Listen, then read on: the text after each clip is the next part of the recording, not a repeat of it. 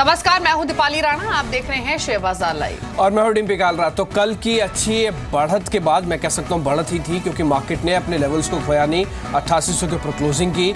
और कल एक और इम्पॉर्टेंट दिन है, यानी कि आरबीआई की जो पॉलिसी, क्रेडिट पॉलिसी की समीक्षा, और उसमें हो सकता है 0.25% का कट आ जाए, और आना भी चाहिए, क्योंकि जिस तरह का बेस फॉर्मेशन बजट ने दिया है, एक्सपेक्टेड है कि ग्रोथ को तेज करने के लिए 0.25% का कट तो जरूरी है। और ये हम जानना भी चाहेंगे कि क्यों, अगर ये कट आता है तो उसका कितना असर मार्केट पर पड़ेगा, अगर नहीं आता तो आपको उसके लिए कितना तैयार होना है। फिलहाल एसजीएक्स निफ्टी तो यही कह रहा है कि आपको संभल कर ट्रेड करने की जरूरत है, क्योंकि ओपनिंग संकेत थोड़े से दबाव वाले रह सकते हैं, क्योंकि ग्लोबल संकेत हमारे लिए थोड़े कमजोरी पैदा कर रहे हैं। तो ग्लोबल मार्केट कल जितने स्ट्रांग थे आज उतने स्ट्रांग नहीं है, तो अर्ली ट्रेड कल जैसा तो आपको नहीं मिलेगा, इसमें थोड़ा फर्क दिख जाएगा। हाँ, उसके बाद हो सकता है मार्केट अपने ही मोमेंटम में आने की कोशिश करे, या फिर ठीक पॉलिसी से पहले यहाँ पे थोड़ा सा प्रॉफिट बुकिंग पर्टिकुलर सेगमेंट में आ जाए, जिसमें सरकारी बैंक कल भी थोड़ा मुनाफा वसूल करते हुए दिखे थे। आज पंजाब नेशनल बैंक के नतीजे भी हैं, तो नोटबंदी का थोड़ा बहुत असर इसमें भी आएगा, तो ये ओवरऑल बैंकिंग सिस्टम पे नजर रखने वाला शेयर भी बन जाएगा।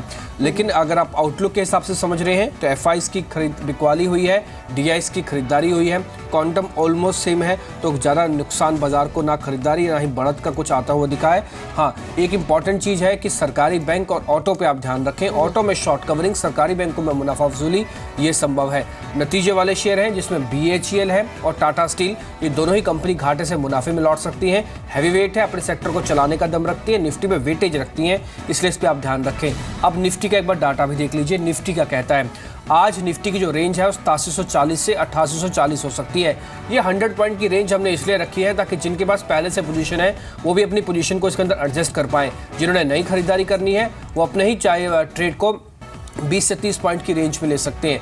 अब आते हैं बैंक निफ्टी का डाटा, वो क्या कहता है। बैंक निफ्टी के हिसाब से अगर आपकी रेंज समझे तो 20,200 आपका एक स्टॉप लॉस होना चाहिए, और 20,550 एक टारगेट के रूप में आज आप ले सकते हैं, क्योंकि आज बैंक में थोड़ा बहुत उतार चढ़ाव दिखेगा, इसलिए निफ्टी को शायद सपोर्ट ना करें, इसलिए आप बैंक निफ्टी को थोड़ा अलग होकर देखिएगा, बाजार से थोड़ा अलग होके।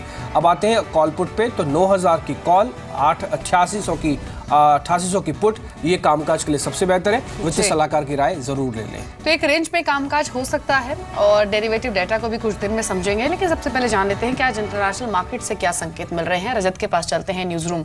रजत, ट्रम्प की पॉलिसीज का जो फेयर है वो इमर्जिंग मार्केट्स में ही नहीं बल्कि अब थोड़ा ग्लोबल मार्केट्स में, स्पेशली यूएस में भी रिफ्लेक्ट होना शुरू हुआ है। कल हमने एक कॉशियसनेस देखी यूएस मार्केट में। ओवरऑल ट्रेड कैसा हुआ, और अभी एशियन मार्केट्स कैसे बिहेव कर रहे हैं?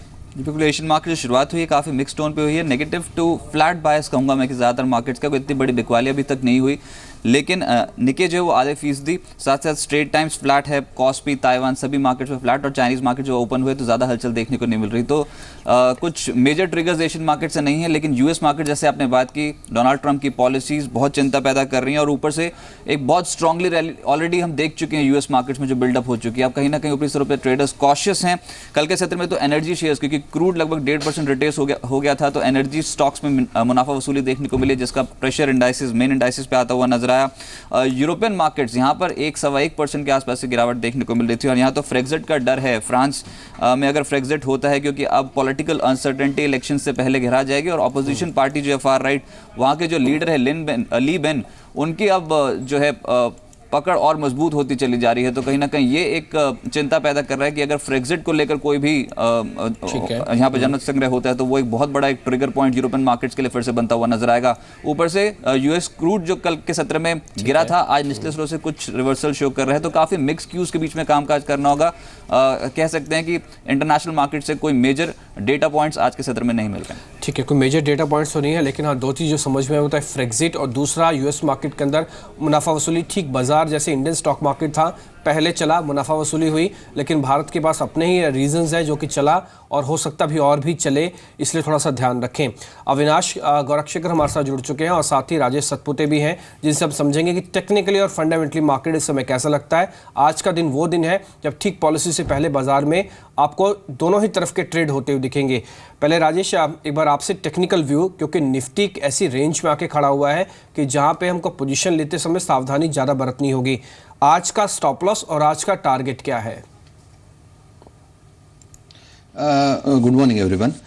देखिए हम लोग एक रेंज में काम कर रहे हैं, जैसे आपने एकदम सही कहा 8,500 और 9,000 में काम हो रहा है यहाँ पे। और इनफैक्ट कल भी हमने देखा थोड़ा सा एग्रेसिव शॉर्ट देखा टुवर्ड्स 8,800 कॉल में, रफली 14 लाख शेयर इसमें जुड़े हुए हैं। ओवरऑल भी अगर आप देखो तो रैली स्लाइटली एक्सटेंड हुई है ड्यू टू जैसे हम कह रहे थे कि एक ओवरसोल्ड टेरिटरी से मार्केट आ रहा है, तो स्टॉक स्पेसिफिक सेक्टर स्पेसिफिक पुल बैक्स आ रहे हैं। जैसे कल हमने देखा कि फार्मा में भी आया, तो मुझे लगता है आज भी निफ्टी में लेकिन एक कॉन्ट्रा व्यू यहाँ पे ऐसा हो रहा है कि स्टॉक स्पेसिफिक या सेक्टर स्पेसिफिक फार्मा में लॉन्ग हो रहा है और निफ्टी में प्रॉफिट बुकिंग की प्रोबेबिलिटी आ रही है। So we are slightly cautious ahead of 8,800 as a resistance और एज ए बैरियर। मुझे लगता है 8,800 पे बाजार थोड़ा रुकेगा, थोड़ा थमेगा। So be cautious at this level और as far as Nifty is concern. मुझे लगता है 8,800 से एक प्रॉफिट बुकिंग आना चाहिए। रफली 150 पॉइंट्स और 200 पॉइंट्स का एक करेक्शन मैं यहाँ पे देखता हूँ। वो भी बहुत स्विफ्ट करेक्शन होगा, बहुत ज़्यादा पैनिक वाला नहीं होगा। But stock specific, yes stock specific we are still trying to find out कि जहाँ पे एक चांस मिलता है, अपॉर्चुनिटी मिलती है। बट निफ्टी में कहीं ना कहीं कॉशियसनेस है। हमें लगता है निफ्टी एक बार 8,600 तक फिसल सकता है। जी, अविनाश गोरखसाकर भी हमारे साथ मौजूद हैं, उनसे बातचीत करते हैं। Avinash, good morning, welcome to Zee Business. आप भी 8800 के स्तर पर कॉशियस हैं इंडेक्स पर, या फिर आपको लगता है कि अगर कल आरबीआई पॉलिसी में 25 बेसिस पॉइंट का कट आ गया तो हम अगले हफ्ते या फिर जल्द ही 9,000 के लेवल्स भी देख सकते हैं?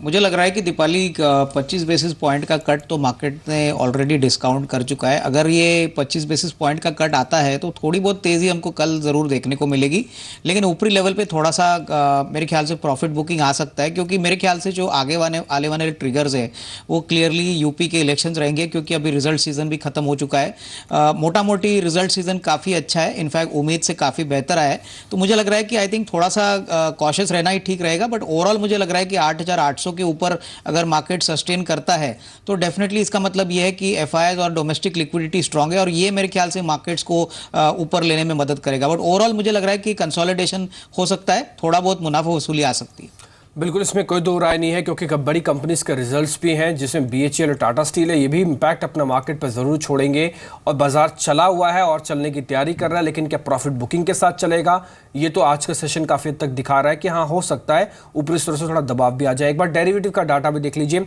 बैंक निफ्टी का फ्यूचर ऑप्शन ट्रेड के इस समय क्या कह रहा है। अगर आप पहले बैंक डाटा देखें निफ्टी फ्यूचर्स का, तो यहाँ पे आपको फ्रेश लॉन्ग बिल्डअप दिखेगा, यानी कि ताज़ा खरीदारी कल के सेशन में थी। कल हमने भले पॉइंट्स में गेन ना किया हो, लेकिन कन्विक्शन के हिसाब से गेन किया था। कन्विक्शन ये कह रही थी कि 8800 के ऊपर हमको क्लोज करना चाहिए। भले हम एक ही पॉइंट से ऊपर क्लोज करके गए हों, लेकिन क्लोज जरूर करके गए। तो ये मार्केट की ब्रेथ है जो बता रही है कि स्ट्रॉन्ग कन्विक्शन मार्केट के साथ चल रहा है। लेकिन एक चीज बिल्कुल तय भी है कि इसमें प्रॉफिट बुकिंग होने की संभावना भी रहती है, क्योंकि बाजार के अंदर इस लेवल पे खड़े होकर प्रॉफिट बुकिंग लाजमी हो जाती है। रिटर्न्स बहुत छोटे समय में बहुत अच्छे मिले हैं। अब आप बैंक निफ्टी का डाटा देख लीजिए।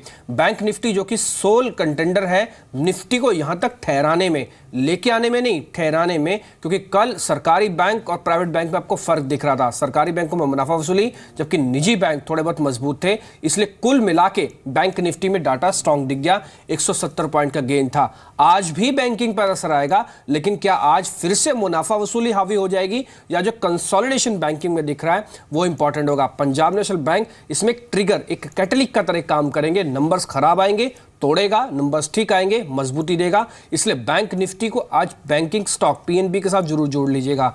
अब आते हैं डाटा 8600 की पुट और 9000 की कॉल क्या कहती थी, जिसके लेकर अभी हमने अविनाश से भी राय जानी और सतपुते से भी राय जानी। उन दोनों का मानना यह है कि 8600 बाजार के लिए एक अहम सपोर्ट होगा। ये 200 पॉइंट नीचे है, आप इस चीज को ध्यान रखिए। इसलिए फ्रेश शॉर्टिंग ट्रेडर्स बहुत आराम से इसको शॉर्ट करने में, इस पुट को शॉर्ट करने में, पैसा बनाने में बहुत आराम से कर रहे हैं, क्योंकि उनको समझ में आ गया अगर पॉलिसी खराब भी आती है प्रॉफिट बुकिंग भी आएगी, 8600 हम नहीं तोड़ेंगे। इसलिए पुट इंडिकेट आपको कर रही है। अब हम क्या 9000 जाएंगे या फिर नहीं जाएंगे, एक बार वो डाटा भी देखिए। 9000 की कॉल ये कहती है कि फिलहाल अभी शॉर्ट कवरिंग है। ट्रेडर्स जाना तो चाहते हैं, लेकिन सहमे हुए हैं, थोड़े डरे हुए हैं। उनको एक कन्विक्शन चाहिए, उनको एक पावर चाहिए। वो पावर आधे % या फिर 1/4% के कट से मिल जाएगी, ये इंडिकेशन मिल रहा है। इसलिए पहले शॉर्ट कवरिंग जो ट्रेडिशनली होता है, पहले शॉर्ट कवरिंग, बाद में ताज़ा खरीदारी गई। इसलिए 9000 की कॉल, 8600 के पुट कामकाज करने के लिए सबसे बेहतर है। इस पर आप नजर रख सकते हैं।